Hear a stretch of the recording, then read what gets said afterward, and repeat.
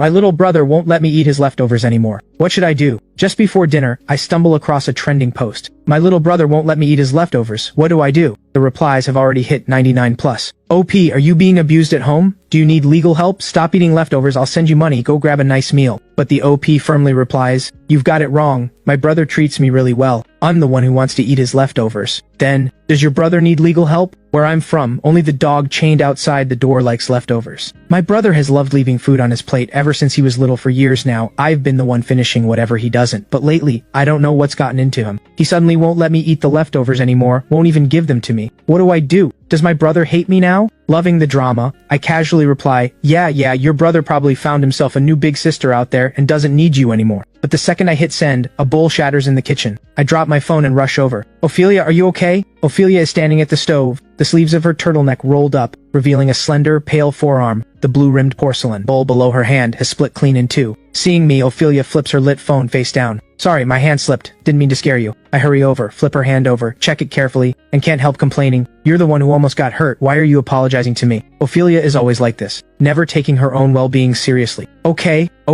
Ophelia pats my head, her eyes warm with the same familiar smile. Go wash your hands, dinner's ready in a minute. After drying my dripping hands, I open my phone and notice the OP has replied to the earlier post. The OP writes, not possible. Every girl who has a crush on my brother gets quietly handled by me. Every love letter slipped to him gets burned. He's always with me and there's no suspicious girl in his phone. Before I can even chime in, the other commenters have already lost it. Hold on, OP, isn't that a privacy violation? Justice for the brother. The more I think about it, the creepier this gets. So OP means she not only controls who he's friends with, she goes through his phone too? Then a new reply from the OP scrolls in. I just put a GPS tracker on my brother, that's all. Please don't say something this terrifying in such a calm tone. I'm seriously about to call the police. The OP replies, my brother is young, innocent. I'm just worried bad people might trick him. A curious commenter asks, if you don't mind me asking, how old is your brother? Middle school? High school? The OP replies, he's in college. The commenter shoots back, college and you're still controlling this much? Classic case of clamping down during school years, no dating allowed, then panicking the moment they graduate. Helicopter parenting at its finest, you win. The OP replies, Mary? Mary who? Can it be me? The commenter replies, is OP even speaking the same language as us? Nobody else curious about whether OP and her brother are actually blood related? The more I read, the more off this feels. The OP replies, no blood relation, I was adopted by his parents. A commenter shoots back, fake incest, even better. Adopted sister or child bride, I'll figure that out for myself. But honestly, your brother is just sick of it. You control his dating, you control his friendships, and now you even control his leftovers. Who wouldn't be fed up? OP, you need to change. The day your brother snaps, he's going to cut you off and walk away. The OP scoffs. Nonsense, my brother told me I'm the best sister in the world, that he wants to stick by me for the rest of his life. Talk about losing it, I won't even comment. This brother complex is beyond help. That's something your brother said when he was little, right? He probably forgot it ages ago. My brother said he'd marry me when he was little too, then grew up and went behind my back to date some trashy girl. I was so furious that I clawed that trashy girl up. Then what? Then my brother slapped me. Very manly, jealous. Two broken sisters found each other in the wild, beautiful.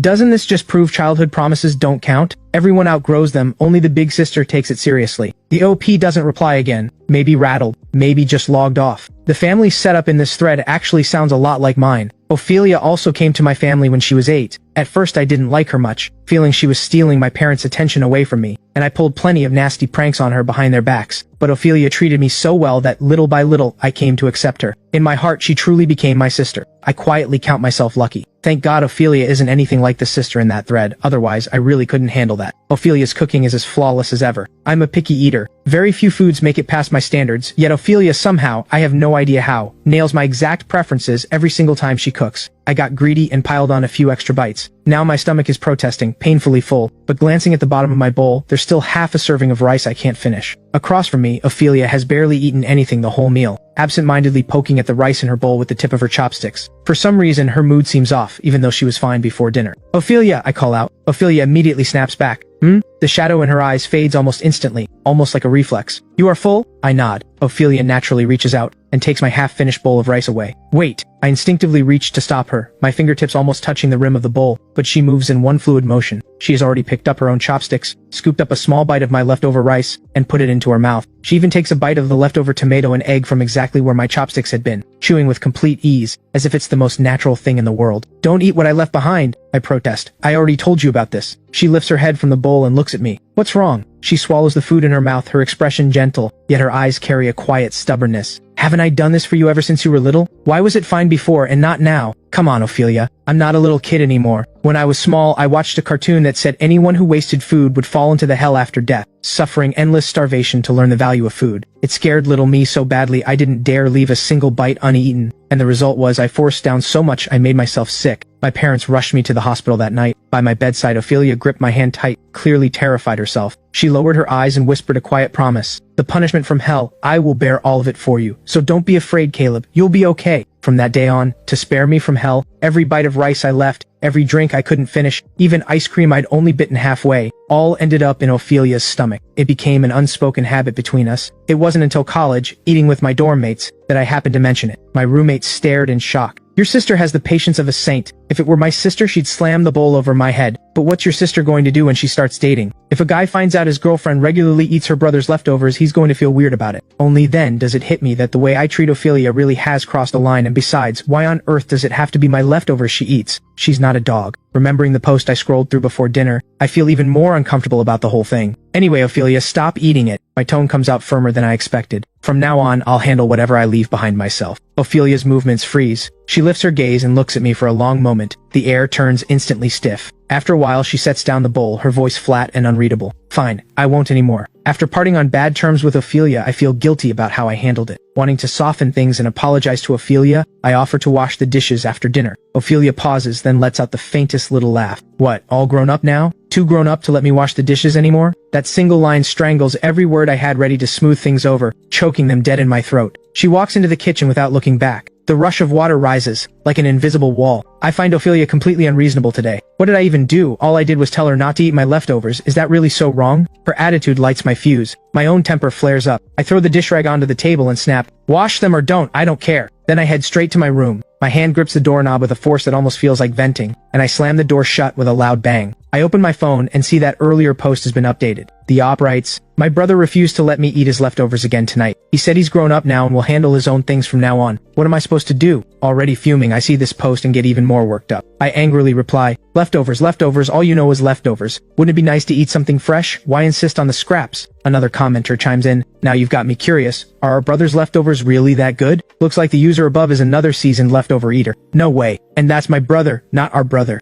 A commenter replies, "This yandere is something else. Honestly, if all else fails, just beg your brother to let you eat them. You know how to play the victim, right? Squeeze out a few tears in front of him, he might cave." After a long pause, the OP replies, "Already crying, because I couldn't hold it in, but I didn't let my brother see. I didn't want him to think his sister is pathetic." A commenter says, Since when is eating leftovers something to be proud of?" Just as I try to settle down and start on today's assignment, I realize I left my laptop outside. I quietly open my door, and as I step into the living room, my eyes drift toward the kitchen. The faucet is still running, a thin stream of water making a quiet, monotonous sound. To my surprise, Ophelia isn't washing dishes. She's standing in front of the sink with her back to me, both hands pressed against the cold quartz countertop. Her dark sweater traces the slender curve of her waist. Suddenly, I hear another sound beneath the running water, a soft, restrained sob reaching my ears. My eyes widen slightly. I stare in disbelief at Ophelia's faintly trembling back. Ophelia is crying. In my memory, I have only ever seen Ophelia cry once. I still remember the day my parents first brought her home. She wore an old dress washed so many times the color had faded, following silently behind my parents. "Caleb, come here. From now on, Ophelia is going to be your big sister." Ophelia reached out to me and I slapped her hand away. I don't need a sister. Little me didn't understand Ophelia's painful past. All I knew was that someone had appeared out of nowhere. Someone who was going to take my parents' attention away from me. "Caleb, what's gotten into you?" I ignored them, grabbed my toy race car, and stomped upstairs in a huff. Ophelia gently pressed her reddened hand, no anger on her face. Instead, she gave my parents a faint, almost reassuring smile. "I'm okay." After that, in an effort to drive the outsider away, I pulled all kinds of childish tricks. I hid her homework, deliberately piled meat she hated into her bowl, forced her to play house with me, stuck silly stickers on her face, and even kicked her only pair of gym shoes, the ones already coming apart at the seams, into a puddle. No matter what I did, Ophelia never got angry. She never lashed out at me, never showed hurt. She just bent down, silently fished her white gym shoes out of the water. "Does your foot hurt?" Just like the promise she made to my parents the day she came home, she would be a good sister who took care of me. Everything I threw at her, she just absorbed. It left me feeling strangely unsettled, and I gradually stopped my pranks. And change crept in through those tiny everyday moments. I started getting used to Ophelia being around, the walks to and from school, the night she sat with me through homework. Sometimes, when nightmares kept me awake, I'd instinctively push open her door and squeeze into her blanket with her. That was the busiest stretch of my parents' careers. They were often away from home, I only realized later that Ophelia, only 4 years older than me, had quietly taken on the role of both my parents, shouldering the responsibility of being there for me far too young. It was an ordinary weekend evening. The sunset poured through the floor-to-ceiling window, spilling across the desk where she was tutoring me. There was a math problem I just couldn't figure out. Sitting beside me, she was already working through the third approach on her scratch paper. As I listened to her clear explanation, my gaze drifted, almost on its own, to her lowered lashes. In that soft soil inside my chest, something quietly broke through. When she finally finished and looked up, her eyes asking if I understood, I softly spoke, almost without thinking, "Got it, sis." The next second, the air seemed to freeze. Ophelia went completely still. It was the first time I had ever called her sis. The moment she heard it, Ophelia froze, her fingers tightening around the pen, knuckles turning pale. Those always gentle eyes widened in shock. Then I watched as a thick layer of mist gathered in her eyes, growing heavier and heavier, until it could no longer hold its weight, and a single large tear slid down from the corner of her eye without warning. I was instantly at a loss, the small embarrassment I had felt vanishing the moment her tears appeared. Ophelia hurriedly lowered her head and clumsily wiped at her face. I wasn't good at comforting people. All I could do was copy the way Ophelia always treated me, cupping her face, gently wiping away her tears. Okay, don't cry. Did you not like me calling you sis? No, I liked it. As if afraid I wouldn't believe her, she closed her eyes and softly nuzzled into my palm, repeating it once more. I liked it a lot. Back to the present. In this moment, all the anger clogged in my chest disappears without a trace, replaced by an aching, unbearable tenderness. I take a deep breath, walk over, and cup Ophelia's face. Those reddened eyes widened slightly, traces of tears still visible at the corners she hadn't managed to hide. She really cried. Ophelia. I used my thumbs to slowly wipe away the tear tracks on her face. Come on, it's just leftovers. Why are you this upset over it? If you want to eat them, go ahead. I won't say anything. When I think about it, it really is just leftovers. We've done this from childhood. Forget Ophelia, even I'm used to it. It's hardly a big deal. At least compared to that post I just scrolled through, with its possessive GPS tracker installing creep of a sister, Ophelia is 100 times better. After all, Ophelia doesn't have any bad intentions. All she wants is a bowl of leftovers. So why am I getting upset with Ophelia over something this small? I step a little closer, extend both arms, and gently wrap them around her waist. I hold her this way, like all those countless nights when I was small, when she'd soothe me after a nightmare, patting her back, one steady stroke at a time.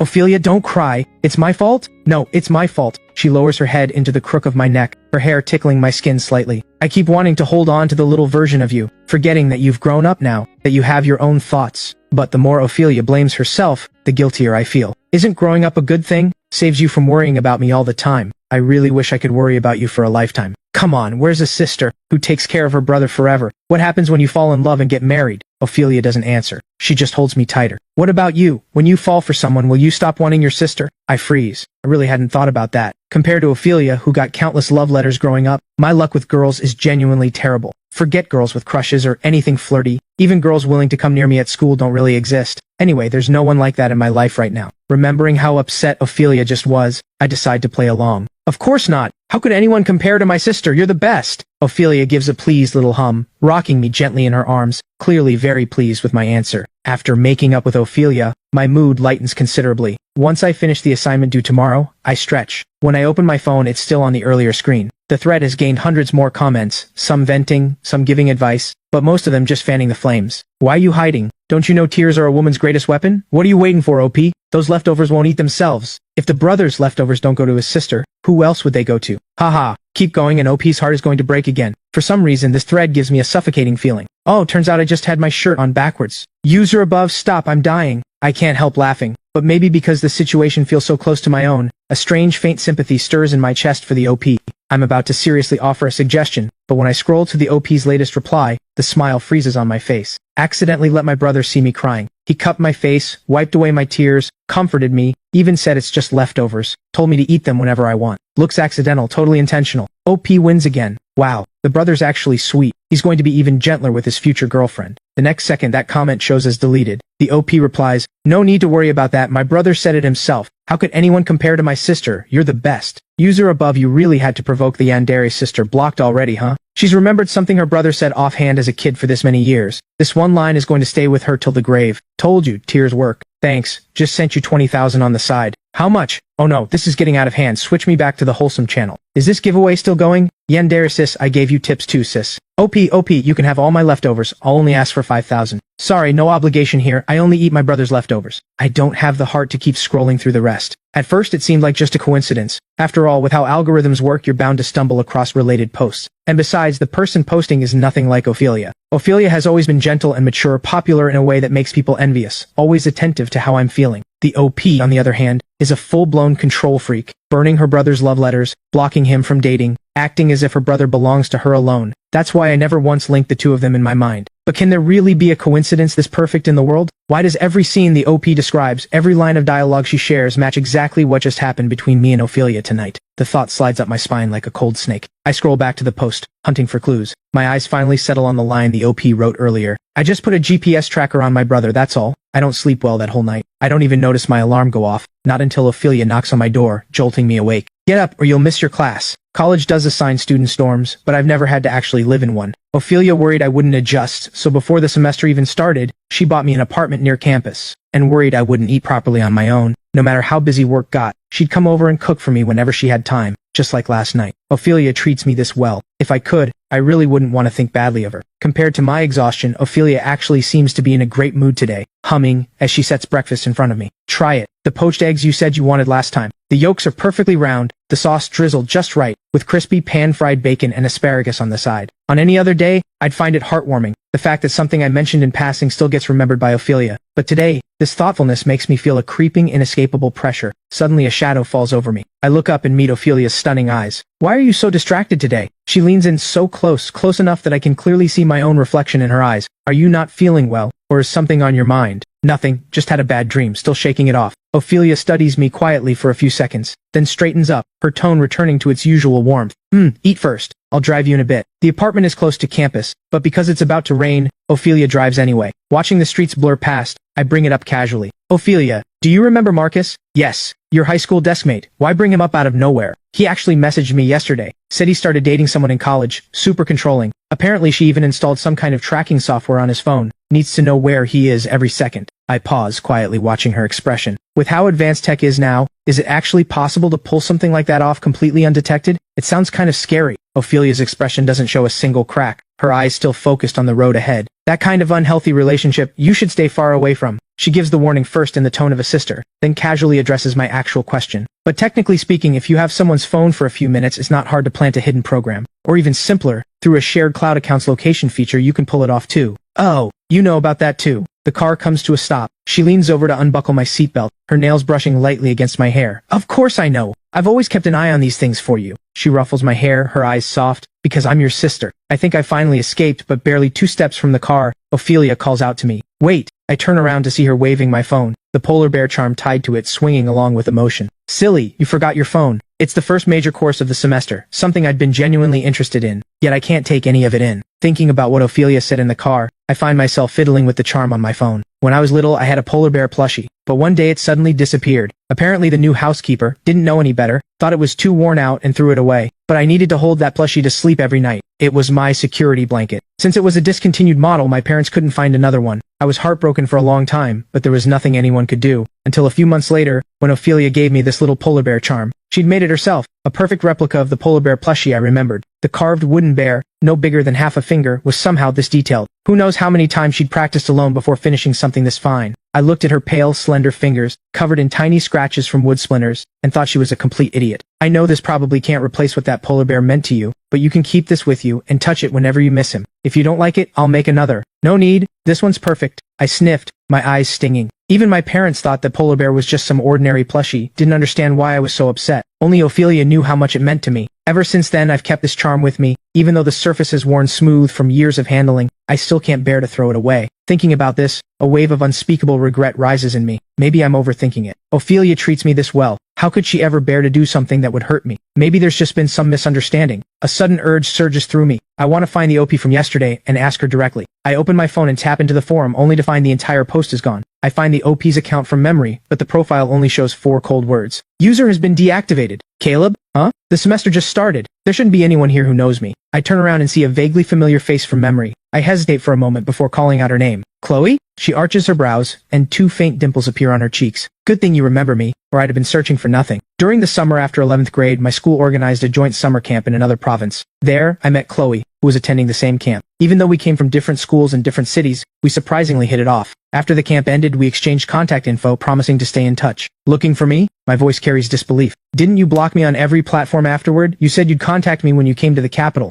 I waited for you a long time. In the next second, the smile on Chloe's face freezes. She glances at the professor still lecturing at the podium, leans in close, and speaks in a very low voice, her tone heavy. Caleb, that's not what happened at all. After class, can we go somewhere to talk? There's something I have to tell you. About your sister, Ophelia. The moment the bell rings, I follow Chloe out of the classroom building almost immediately. We go to a quiet little cafe near campus, settling into the corner booth. She takes a deep breath, like she steeled herself, and looks straight at me. Caleb, first of all, I never wanted to block you, and I definitely never stood you up. After the camp ended, I wanted to message you almost every day just to talk. Her first words hit me like a sledgehammer, my eardrums ringing. But the week before I was supposed to come to the capital, your sister Ophelia found me. She pauses, a flicker of humiliation in her eyes. She demanded I disappear from your life completely, never contact you again. My hands clenched tight on my knees, nails digging into my palms. I refused, of course. After I learned she was your sister, I even told her I liked you, that I wanted to be with you openly. Chloe's cheeks flush slightly, then her face twists into an expression uglier than crying. Then she showed me evidence of some critical financial loopholes in my dad's company,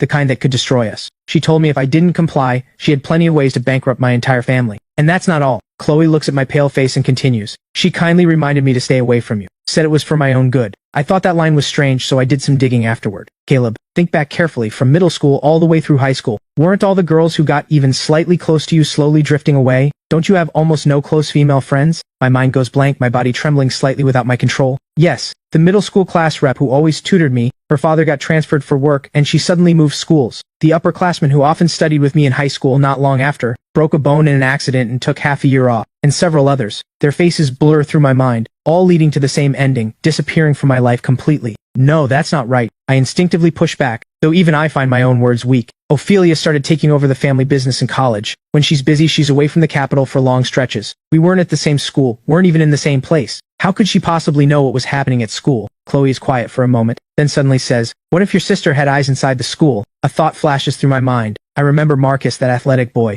From the very first day of high school, he showed unusual enthusiasm toward me. We became friends naturally, sat together as desk mates for 3 years. But strangely, after we graduated, he grew distant, and not long after, his entire family moved away from the capital. We never saw each other again. Now that I think about it, my best friend in middle school was the same way. Not long after the school year started, we got close fast, but after graduation, we mysteriously lost contact. I always thought it was a coincidence, or maybe I was just bad at keeping friends. Turns out it was none of that. A cold chill runs through me, my fingertips trembling beyond my control. Right then, my phone screen suddenly lights up, buzzing against the wooden tabletop. The screen displays the word Ophelia flashing on it. I don't answer, don't decline, just wait until the screen dims. But in less than 5 seconds the phone lights up again, the buzzing more urgent than before. This time I don't hesitate. I press the side power button without a second thought. The world goes silent. Every time Ophelia goes on a business trip, she always lectures me for ages. But what she stresses over most are reminders about my phone. Always keep it on you when you go out, and don't forget to charge it. If I can't reach you, I get really worried. I agreed half-heartedly, thinking it wasn't a big deal. Until one afternoon, I was taking a nap and habitually put my phone on silent. I slept like the dead, and when I woke up, Ophelia, who should have been overseas, was standing right in front of me, looking like she'd just rushed straight off a plane. You scared me. For once, Ophelia spoke to me without a smile, her gaze dark and heavy. I'd just woken up, my head still foggy, and I thought I was dreaming. The next second, she sank her teeth into my neck hard. I stared at her in shock, but her face stayed blank. That's your punishment for not listening. After that, I was extremely careful, and never missed another one of Ophelia's calls. Because I know how much she cares about me, how much she worries about me, how easily I can hurt her. I feel guilty. But today, after acting out like that to spite her, I don't feel any satisfaction. Chloe's eyes are full of worry. She hesitates, then reaches out and gently covers my cold hand with hers. Caleb, are you okay? A sudden touch startles me. Almost on instinct, my fingers twitch, and I want to pull away. But as I look up, my gaze drifts past Chloe's shoulder toward the cafe's huge floor-to-ceiling window. The next second, when I catch sight of the figure outside, my breath catches. On the street outside, people hurry past and Ophelia is standing right there, her posture cold and aloof as ever, completely out of place among the crowd scrambling to take cover from the rain. One hand holds a phone, still pressed to her ear as if listening. The faint glow of the screen illuminates her stunning face, and her eyes are locked dead on Chloe's hand pressed against mine. The bell at the cafe entrance rings with a sharp chime. Ophelia pushes the door open and walks in. She stops at our table, eyes settling on my face, her tone gentle. Caleb, why didn't you answer my call? Come on, I'm here to take you home. She doesn't spare Chloe a single glance, treating her like she doesn't exist. Chloe stands up abruptly, her voice angry. Miss Ophelia, Caleb doesn't want to go right now. He has his own life. Please respect his choice. Only then does Ophelia slowly shift her gaze to Chloe. No anger in her eyes, only a cold, condescending indifference. She lets out a soft scoff, not loud, but piercing. Her lips part slightly, and the words come out like icicles. Who do you think you are? Chloe's face flushes instantly. Oh, I remember you. Ophelia doesn't give her a chance to respond, continuing in that calm, cruel tone. 2 years ago I gave you a choice. If you truly cared for him even a little, you would have found a way to reach Caleb even with a gun pointed at your head. But you? A few threats, a little cost-benefit analysis, and you gave him up without a second thought. You can't even weather the smallest storm, and yet you think you have the right to judge what's between us? Chloe opens her mouth, her face shifting from red to pale, unable to say a single word. I listen to Ophelia's merciless takedown, and find myself wondering, is it because Ophelia knows she can't hide it anymore, or because in her eyes, she still doesn't think she did anything wrong? I walk around the frozen Chloe and step toward Ophelia. The icy expression on her face vanishes instantly, replaced once again by that flawless mask of gentleness. She smiles softly at me, as if the sharp-tongued, overwhelming woman from a moment ago had never existed. Ophelia naturally reaches out, wanting to take my arm like she always does, but I subtly turn my body and avoid her arm. She pauses for a beat, then casually withdraws her hand, just like when I used to be mad at her as a kid, silently stepping back to stand behind me, in the posture of a protector. Once we get home, Ophelia goes through the motions as usual, bending down to pull my slippers from the shoe cabinet, lining them up neatly in front of me. Are you tired? What do you want for dinner? I'll cook for you. As if nothing happened. I don't change my shoes. I just stand there. Her movement freezes. She slowly straightens up. Caleb, are you really going to trust a few words from a woman you've known for just a few days? Someone whose background you don't even know, over the sister who raised you? Ophelia lowers her eyes and gives a bitter smile. I explained it at the cafe too. If she truly wanted to be with you, she wouldn't have given up on you over a few words from me. Ever since I was little, every girl who ever tried to get close to me, every friend I trusted who hung around me, you drive them all away, right? Yes, I did it. But Caleb, you were too young back then. You didn't know any better. Your first friend in middle school, he leaked your private business behind your back, badmouthed you, and the upperclassman who got close to you in high school, she was dating several guys at the same time. That was a girl with no character. I just didn't want you to see those filthy things. So you decided on your own to filter the people in my life? I listen to her excuses and feel cold all over. I couldn't just stand by and watch you get hurt, not even by a possibility, because I'm your sister. Fine, even if you have your reasons for all that, what about the GPS tracker? Ophelia, why would you put something like that in my phone? Hearing my question, Ophelia takes a few steps back. So those questions in the car this morning weren't small talk, they were a test, right? She walks toward me again. Even without Chloe, even without anything she said to you, you already stopped trusting me, didn't you? I can't bring myself to respond. Then Ophelia takes a deep breath, and with a calm that borders on lifeless, she pulls a hammer from the toolbox by the entryway and sets it gently in front of me. If you really think I'm that despicable a person, she lifts her tear-filled eyes, her gaze shattered as she looks at me. You can take the phone to the most qualified experts to inspect it. Or, if you're worried I might tamper with it, smash it right now with your own hands. Her voice trembles violently. Smash it and I'll take you to buy a new one immediately. You pick it, you set the password. I won't touch it, won't look at it. She's choking on her sobs, barely able to continue, tears falling harder. Can't you feel even a little reassured? Can't you give me just a little more trust? Her words makes me start to wonder if I've misunderstood her. The only thing Ophelia constantly reminded me to keep with me, the thing I always carry, is my phone. But her attitude is so unguarded, letting me investigate however I want. She's clearly certain the phone is clean. Suddenly I remember that post I saw the other day. No, that's not right. The thing I always keep with me, never leaving my side, isn't just the phone. I pick up the cold hammer, and as Ophelia's pupils suddenly dilate, I bring it down hard on the polar bear charm hanging on my phone, the one I've treasured for years. With a sharp crack, the little bear splits apart. Something tiny falls out from a hidden compartment inside, hitting the floor. It's a miniature surveillance device, half crushed by the blow. The air freezes, the defense, the denial I expected never comes. In the silence, I hear Ophelia laugh. I look up at her, and see that the pitiful expression on her face is completely gone, replaced by something I can't quite name, something almost like admiration. So smart, not even this could fool you. That undisguised smile, as if she's tearing off the last layer of her mask, makes me shiver without meaning to. It's all my fault. Her warm hand caresses my cheek. She's still reflecting on herself, but the content of her confession isn't quite right. I should have covered my tracks, I shouldn't have let you find out. I stare into the thick, sticky desire in her eyes. I wanted to play your perfect sister for a lifetime, but I've been exposed. At this moment, Ophelia even feels a faint trace of relief deep down. The time bomb she'd been guarding for years had finally gone off. Memories surge up uncontrollably. She thought back to the time after her parents died, when she drifted from one relative's house to another, each one terrified of being saddled with the burden of her, until an old friend of her parents couldn't stand it anymore, and adopted her. That was how she came to the Caleb's family, and became his big sister. Ophelia knew deep down that she was nothing more than an uninvited guest. Nothing in that home belonged to her. She had to live like a shadow, careful with every move, never daring to take one extra bite, never daring to raise her voice, terrified of being abandoned again. Until one lunch, her so-called little brother suddenly dumped his leftover rice into her bowl, looking smug, like he'd just pulled off some grand scheme. You have to finish all of it. I just stared at him for a moment and understood his intention. Caleb hadn't liked me from the start. This was probably just another one of his ways to mess with me. I felt no humiliation, no anger. I just lowered my head and ate every bite in the bowl with care. This was the first thing I had owned since coming to this house. It still seemed to carry his breath, and I chewed it slowly, bite by bite, into my stomach. Sadly, that prank didn't last very long. Once he got more familiar with me and learned about my past, he stopped hating me as much. So I tricked him into watching an educational cartoon that was far too intense for a child his age. Sending Caleb to the hospital was an accident, but my goal had been achieved. I could keep enjoying his leftovers. At first I thought that was enough, but somewhere along the way what I wanted began to change. Maybe it was when he smiled at me. Maybe it was when he called me sis. Maybe it was when he snuck into my blanket after secretly watching horror movies. Every time, the corners of my mouth would lift on their own. Between my lips and inside my mind, only one thought remained: my little brother. Anything that took his attention away disgusted me, whether it was a person or a thing. So I hated, from the bottom of my heart, that beloved polar bear of his. When I came back to my senses, I had already torn out the stuffing, cut the fabric into shreds, and thrown it in the trash. He cried so hard. My heart twisted with pain, yet there was also a twisted satisfaction. From now on, he could only hold me to sleep. Then I spent months handcrafting a replica bear charm and gave it to him.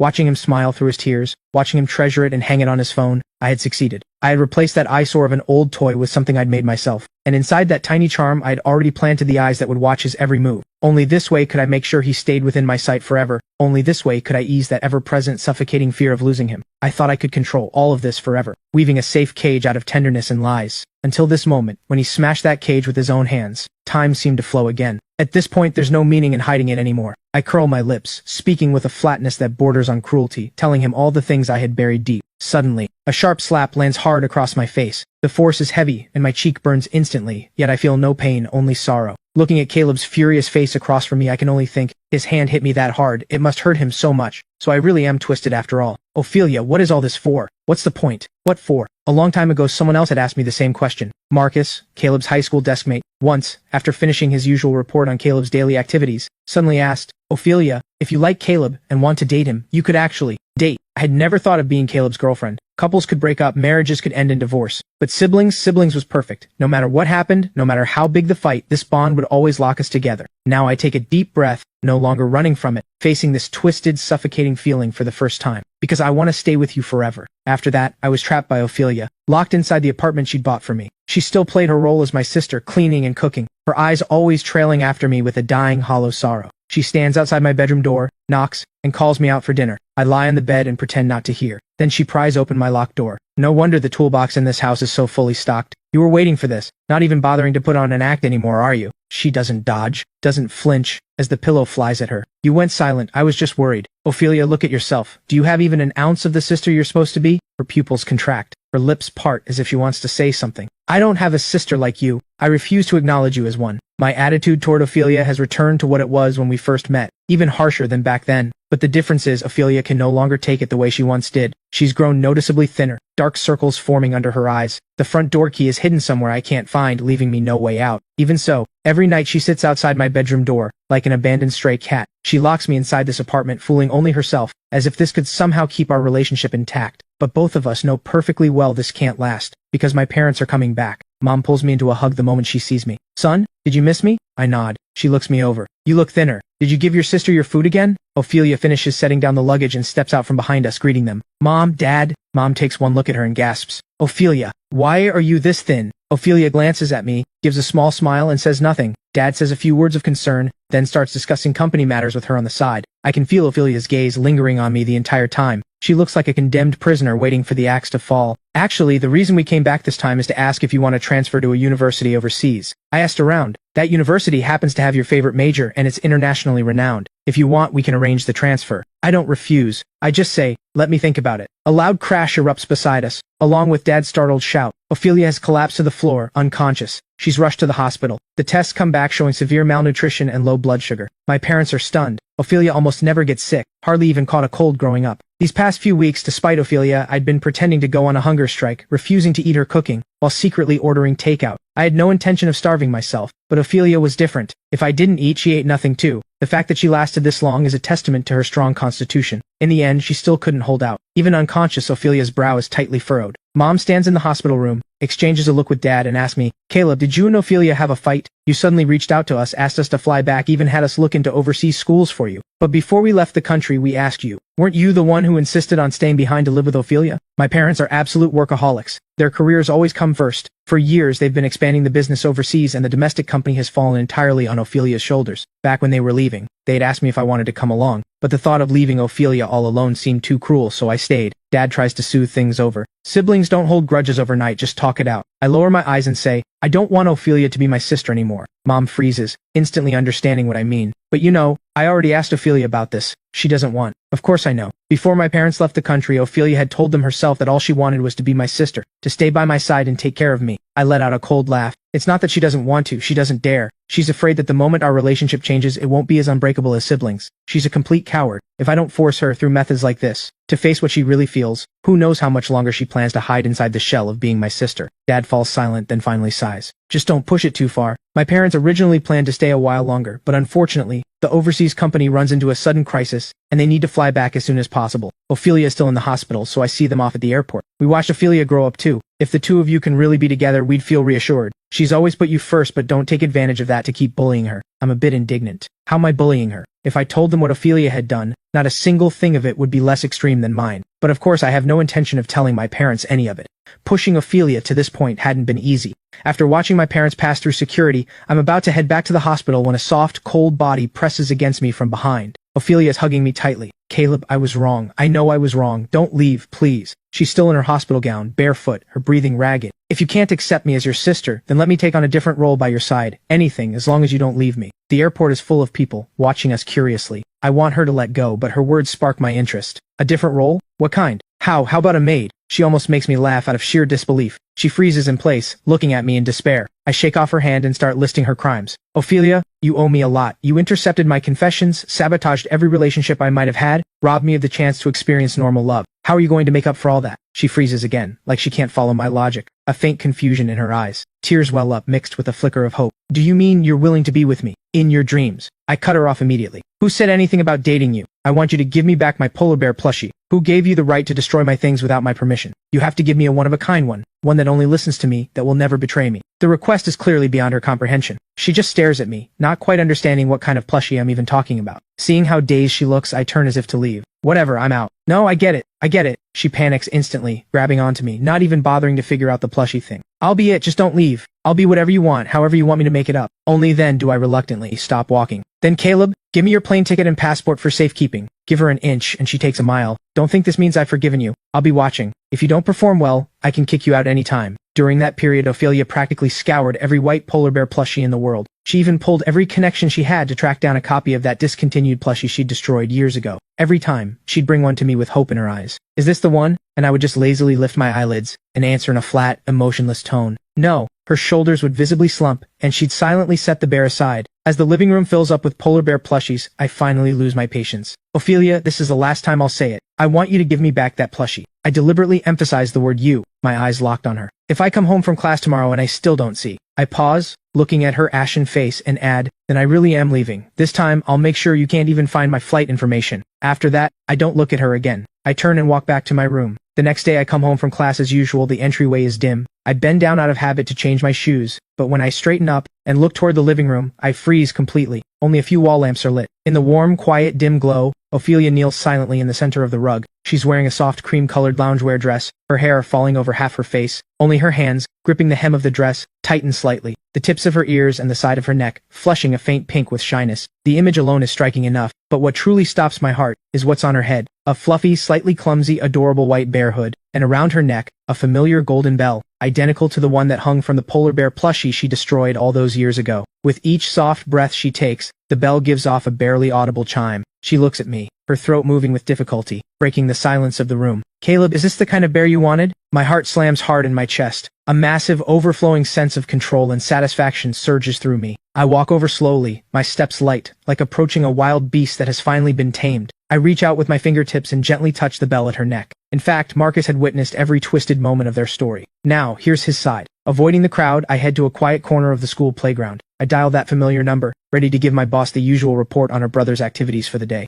Yeah, the tomato and egg from the cafeteria seemed to be a hit. He had a lot of it today. He's been obsessed with an anime lately, binged it last night, and was dozing off in class today. Does he like the female lead? Looks like he prefers the third female lead, the male lead's adopted sister with no blood relation. Recently, a girl from the school basketball cheerleading squad has been showing him a lot of attention, asked him out for the weekend. Yeah, he didn't say no outright, said he'd think about it. After laying out every detail, I exhale in relief and end the call. What did my sister say? I whip around and find the very target of my report standing right behind me. Ophelia said she'll come back to handle it as soon as possible. Caleb narrows his eyes and laughs happily. Then I'll get to see Ophelia this weekend, right? Looks like I should go buy some new clothes. You did great. How about it? Want to come with me after school to pick up some game gear? I keep getting stuck on the newest level. I shudder and refuse repeatedly. No thanks, no thanks. Spending one more second with these psycho siblings takes years off my life. One is the sister who can't stop worrying about her brother, asking me to keep an eye on him. The other is the brother who knows full well his sister worries but loves to mess with her anyway. Stuck between these two siblings, what can I do? At least I'm playing middleman, so it's not all for nothing. But if you ask me which one of these psycho siblings is scarier,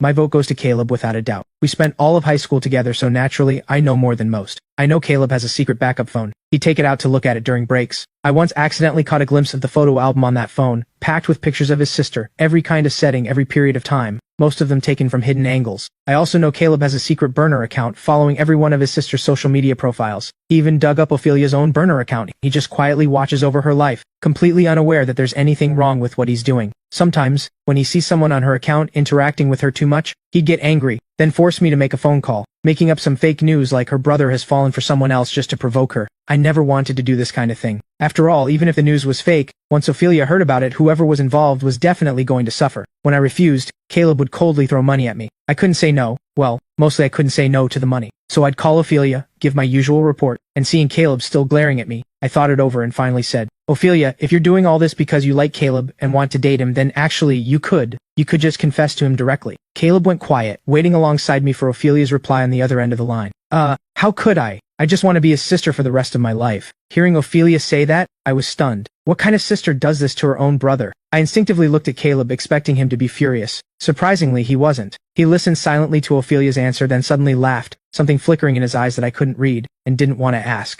I just shuddered again. Years later, I'm working at my office when an email suddenly arrives. It turns out to be a moving notice from Ophelia and Caleb. Caleb writes that in some way, I'm part of the reason they ended up moving in together, and invites me to their housewarming party if I'm free. Hard pass on that credit, thanks. Dear Caleb, great to hear from you. Unfortunately, I've been really busy lately, and won't be able to make it to the housewarming. Wishing you both happiness in your new place. These two psychos, do me a favor, soundproof the new place. Please.